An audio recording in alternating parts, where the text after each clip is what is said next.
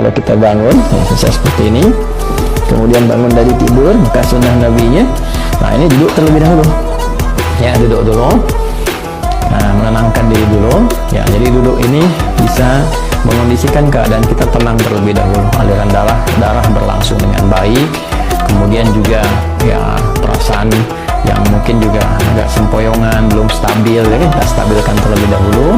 Nah, jadi tidak dianjurkan bangun langsung berdiri atau bahkan di kamar mandi atau tergesa-gesa, tidak. Kita mengambil keseimbangan diri dulu, biarkan darah mengalir dengan nyaman, nafas teratur, duduk terlebih dahulu.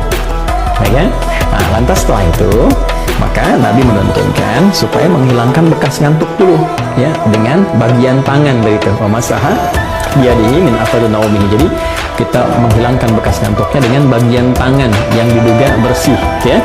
Nah, jadi nanti ada di hadis lain bahwa saat bangun tidur nanti saat bersamaan kita akan wudhu, kita dianjurkan untuk cuci tangan terlebih dahulu, ya kan?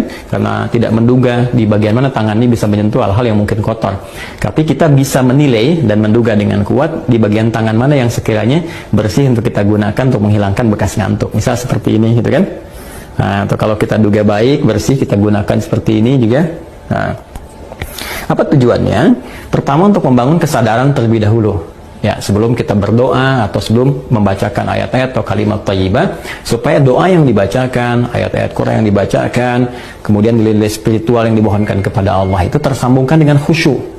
Ya, bisa khusyuk, bisa benar terasa dalam jiwa. Karena beda rasanya ketika Anda bangun tidur masih ngantuk berdoa, misalnya doa bangun tidur gitu kan, atau baca beberapa ayat dari Al-Quran, itu rasa kejiwanya akan berbeda dibandingkan ketika Anda menghilangkan rasa kantuk, ya, kemudian sudah mulai agak fokus, sudah lebih baik, ya. Kadang-kadang kan ada yang baru begini, bangunnya jam 3 kan, tapi yang begini, tiba-tiba lihat jam, udah jam 4. Ternyata 1 jam nggak sadar begini kan.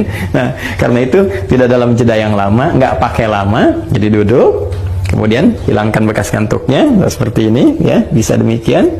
Setelah kita duga cukup baik, kita hilangkan bekas ngantuk, maka di Sunan Abu Dawud tadi menunjukkan kepada kita membaca 10 ayat penutup di surah Ali Imran.